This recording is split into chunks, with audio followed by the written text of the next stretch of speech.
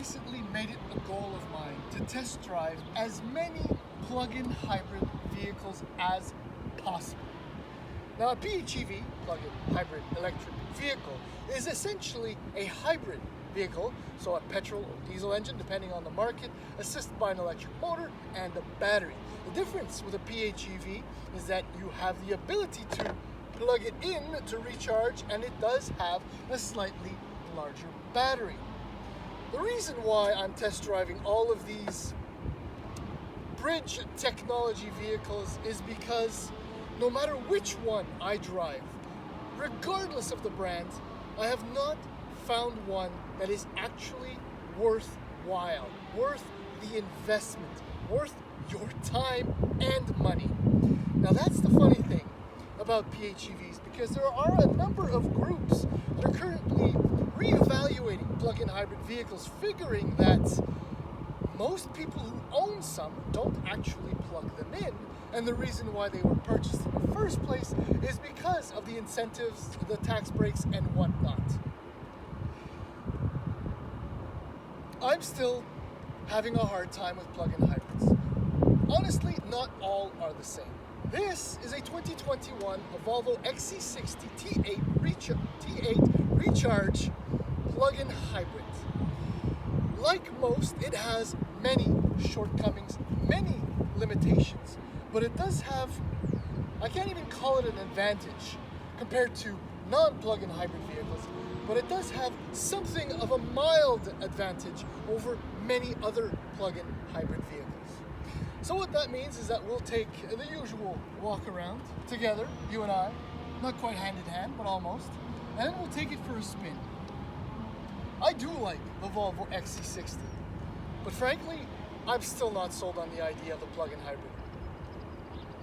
So before I elaborate using the XC60, here you go, T8 Recharge all-wheel drive, oh look at that badge, yes, plug-in hybrid vehicle, to explain why I'm still not sold on plug-in hybrids. Let's talk a little bit about the XC60. Look, despite being over 3 years old, it's still an extremely handsome vehicle, no matter the angle. Looks very premium, very luxurious, so unique. I mean, there's almost a bespoke touch to certain design elements, such as those Thor hammer headlights. It's a great looking SUV, but enough of that. Pricing gets complicated. I don't know why Volvo Canada has such a complex, heavy pricing structure, but I didn't dig that deep in the US, but just so you know, $41,700 for the base XC60 in the US, $53,500 for the base plug-in hybrid recharge version. In Canada, it starts at $48,500 for your base XC60 T5 Momentum. The recharge is $66,650 to start. Now that's the Inscription Expression. This is the model I have right here. Now as far as the recharge models go, there's also an Inscription. There's also an R Design, and there's a Polestar Engineered. That's the one with the big brakes and all that cool stuff. And that's excluding the other T6 and the T5 and the Momentums and all the other ones. There are many versions of this thing. Why, I don't know. It just makes everything complicated for buyers. Perhaps Volvo here should take notes from Genesis? Maybe? Okay. What do you get in the Inscription Expression Standard? 9-inch touchscreen display, 12.3-inch instrument panel, panoramic sunroof, Apple CarPlay, Android Auto, 18-inch wheels, leatherettes. Now my model you see here has nearly every possible option in the book, including the climate package, which gives you heated everything, premium package with navigation, pilot assist, leather, these 20-inch wheels are optional, Harman Kardon, audio system, as well as that badge I showed you just a few moments ago. Yes, Polestar optimized. That's the software boost for a little bit more power. So what are we looking at here? Can you guess how much this XC60 T8 Inscription Expression excuse me, retails for?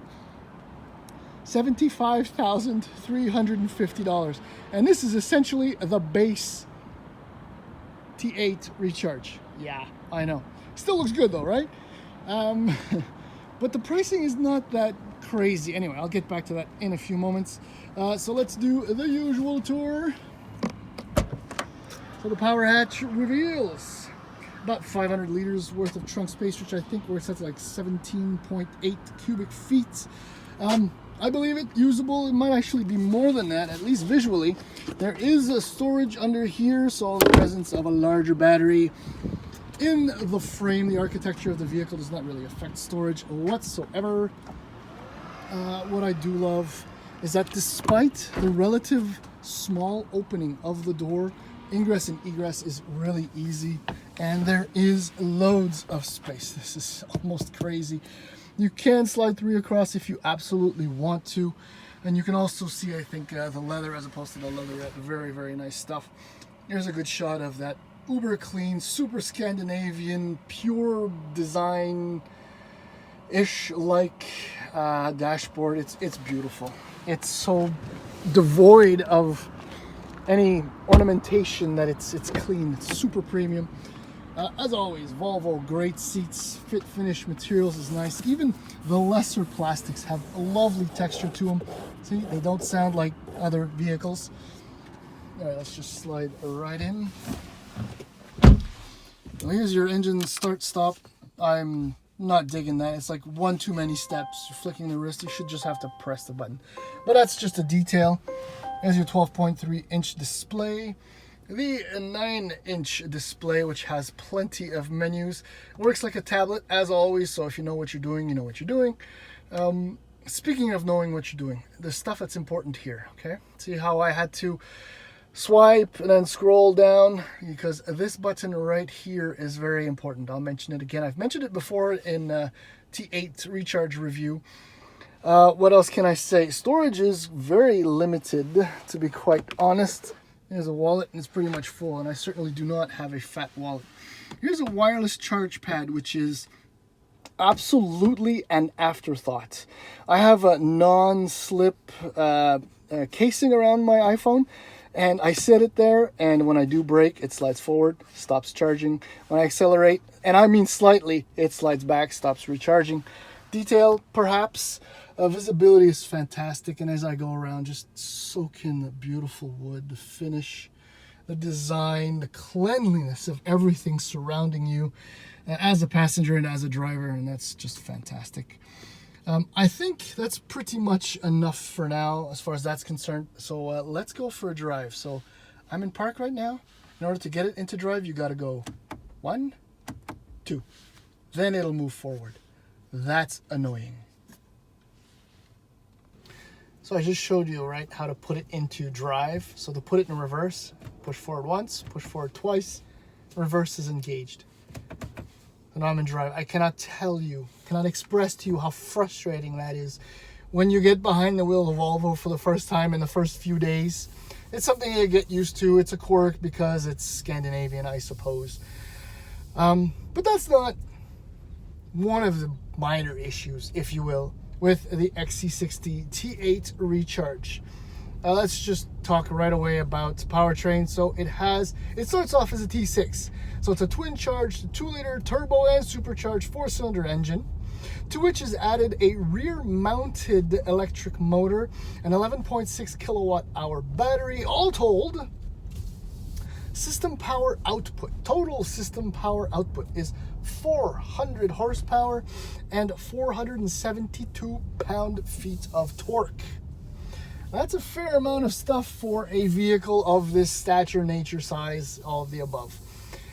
It is rated at 0 to 100 kilometers per hour in 5.3 seconds. And look, when boost kicks in, all of the boosts, I absolutely believe it. It feels quite quick.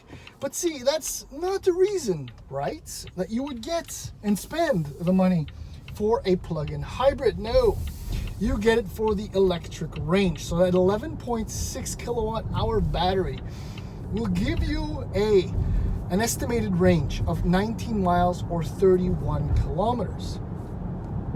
One of the highlights of this plug-in hybrid is that what I've experienced on a full charge in hybrid mode, and I didn't show you the drive modes, but in hybrid mode is 32 kilometers, and I've come really, really close to covering that entire distance with only a little bit of a charge left.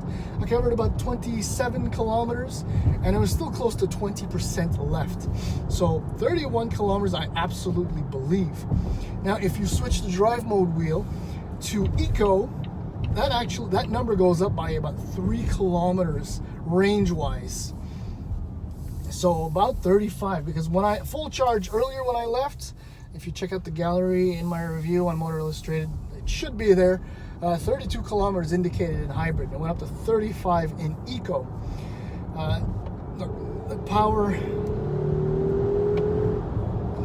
I'm still just in hybrid. It's very relaxed, the power delivery.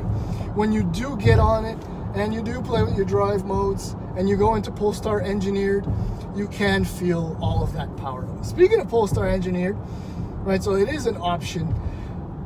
If I'm not mistaken, the output horsepower goes up to 407, which, excuse me, isn't really worth it, but I would spend the money just for the badge, right? I mean, I don't know if that's a good reason, but it is for me. The inscription and the inscription expression has what Volvo calls the dynamic chassis. Now, I don't know why they call it dynamic, because that's slightly misleading, because there's also a sport chassis, if I'm not mistaken, and at least another one. So the dynamic chassis is the most relaxed chassis setup, so it's the comfortable driver of the XC60 line. To be quite frank, and it boils down to, in my opinion, in this case, again, also to the fact that the 20-inch wheels give or don't give the dampers enough chance because of the narrow sidewalls to even out the rougher, surfaces on the road. So it's comfortable, it's very comfortable, but it's probably not as plush as you might expect. Steering is fine. There's no on-center play whatsoever to expect, or that come up when you're driving. You never feel it. You feel it loading up, but it's very linear in the way it does that. Again, you don't drive it for get a plug-in hybrid for the driving experience. You do get it for the efficiency, or do you? Because if you were to look at a T6 inscription, for example, a T6 is the same twin-charged engine, which puts out 316 horsepower. Its combined fuel economy average is identical to that of the XC60 T8 Recharge plug-in hybrid at 9.3 liters per 100 kilometers. Most of my driving has been done in the city, and I'm averaging just under 9. So at least the number seems realistic. And I've been just driving between hybrid and eco drive modes. So there's, the electric range seems real. The fuel economy is identical to a T6 inscription, which is $5,000 less. This is so much to take in. I do apologize. That $5,000 difference is almost worth it. If mostly because the range that Volvo tells you will get seems real. Now, snow is gone and it's about 17 degrees Celsius, give or take, mid 60s Fahrenheit. So we're not in the uber cold weather and there's no snow on the ground or whatever. But point is that there's no fuel efficiency penalty compared to other plug-in hybrids. There's decent, realistic range. And then you have the power, and you only, quote unquote, pay $5,000 for that, compared to other vehicles, which you might pay $8,000 or $9,000. There is a weight penalty, however. The Recharge weighs about 500 pounds more than the regular T6. But quite honestly, dynamically speaking, on the road, it doesn't feel burdened by that extra 500 pounds. Geez, I hope I've said everything, because I'm running out of breath and I need a drink of water. Oh no, I forgot something. I showed you the hold button right there. It is imperative that if you want to absolutely benefit from the charge in this vehicle, that you remember to hold your battery charged, to lock it out if you're about to get on the highway so that you have access to it once you get to your destination. Now you can, if you forget to do that, but remember, oh, I shoulda, you can always press the charge button, and as you drive, the petrol engine will recharge the battery through regenerative braking. Am I done? I don't even know anymore. So look, let's just conclude. As far as plug-in hybrid vehicles are concerned, if you want equipment for equipment, a $5,000 penalty to get the recharge over the T6 inscription is almost worth it. This is a decent plug-in hybrid. But the bottom line is, if it's just for fuel economy's sake, you're getting nothing in the real world unless you remember to do all that. So this is the limitations and shortcomings and compromises you have to make when you drive a plug-in hybrid. That's why I'm not sold on them. That's why EVs are coming, and they're coming hard, and they will make plug-in hybrids look absolutely obsolete very soon. So this is a decent plug-in hybrid, but I still would not spend the money on one. That's it.